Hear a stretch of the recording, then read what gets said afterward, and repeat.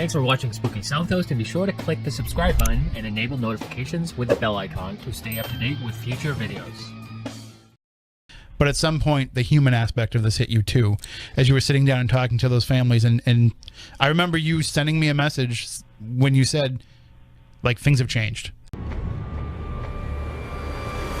It's heartbreaking. It's absolutely heartbreaking. And, you know, I wasn't involved in this back at that time, but to see, you know, you look into the, you know, when you're telling the story in this format, you can look into the eyes of the people that lost loved ones, and they're agonizing over this for 30 years, that there's no answers to their questions. And these were, you know, it sounds cliche, I guess, but these were people's mothers and daughters and sisters and loved ones.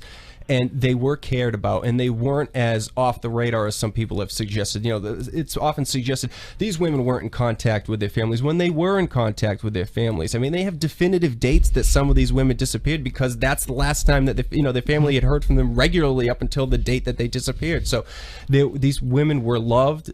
And it's just heartbreaking to hear the stories of these families, and we are appreciative of the fact that they have been so supportive of what we're doing, and so cooperative just across the board. And Maureen, I know that you've been in contact with people involved in the case, families, law enforcement, everybody over the years.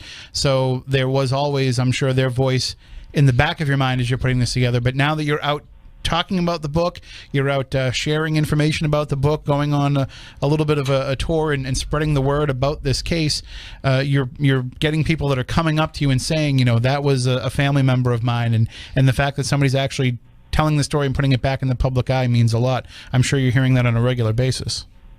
Yes, I am. And I'm also stressing to people that if they hear anything, or if they know anything, perhaps they were afraid to come forward 30 years ago, to please get in touch with law enforcement and the district attorney's office and share whatever little tidbit they have. And as I've told people many times at some of the events, people's lives change over 30 years. Someone who may have been within an abusive relationship 30 years ago and was afraid to come forward, or they were addicted to drugs, 30 years later, they're in a different place in their lives. They're out of state. They have families of their own. They've got good jobs. They're no longer afraid. I encourage them to come forward if they have any suspicions or evidence of who the killer might be. Perhaps someone confessed to them. Perhaps they overheard something. Perhaps they saw something. They were afraid then to come forward. They no longer have that fear today.